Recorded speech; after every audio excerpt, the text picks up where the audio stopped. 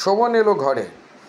এখন news media খুললে breaking news হচ্ছে এটাই যে শোভন এলো ঘরে, এনকেডিএর চেয়ারম্যান হলো, নবনিযুক্ত চেয়ারম্যান।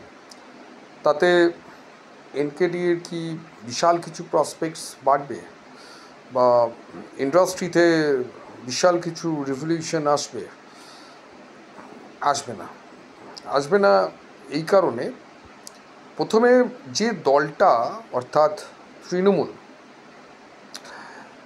যারা এখন সরকারটা চালাচ্ছে, আগে তাদেরকে নিজেদের দলের মধ্যে স্বচ্ছতাটা আনতে হবে। হ্যাঁ, আমি এটা মনে করি যে কোনো রাজনৈতিক দলে বিভিন্ন ধরনের মানুষ থাকে, কিন্তু সেই মানুষগুলোকে যদি আমরা দায়িত্ব দিই তাহলে যেটা হবে সেটাই এখন বর্তমান তৃণমূল পরিচালিত সরকারের ক্ষেত্রে হচ্ছে আর কি। প্রত্যেকটা জায়গায় মানুষ ডিপ্রাইভ হচ্ছে।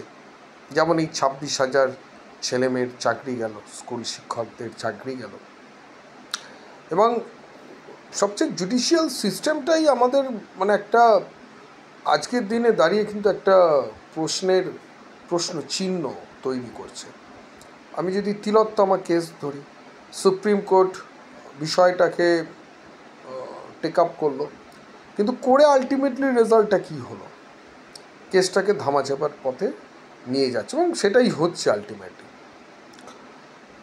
26,000 ছেলে মেয়েদের যে এসএসসি প্রমাণিত হলো, এসএসসি বডি প্রমাণিত হলো, তারা মানে এই চৌর্যবৃত্তির মধ্যে যুক্ত ছিল একটা গভর্নমেন্ট অর্গানাইজেশন। আমরা তো নেতা মন্ত্রীদেরকে আঙুল তুলছি, এটা তো পলিটিক্যালি একটা চলবেই, কিন্তু আর কারুর কোনো দায়িত্ব ছিল না। এই যে আইএএস অফিসারগুলো, আইপিএস অফিসার, বিশেষ করে আইএএস অফিসার, যাদের প্রত্যেকটা দপ্তরে একজন আইএএস অফিসার থাকবে এবং তার তলাতে সমস্ত স্টাফেরা, তার অধীনে সমস্ত স্টাফেরা কাজ করবে।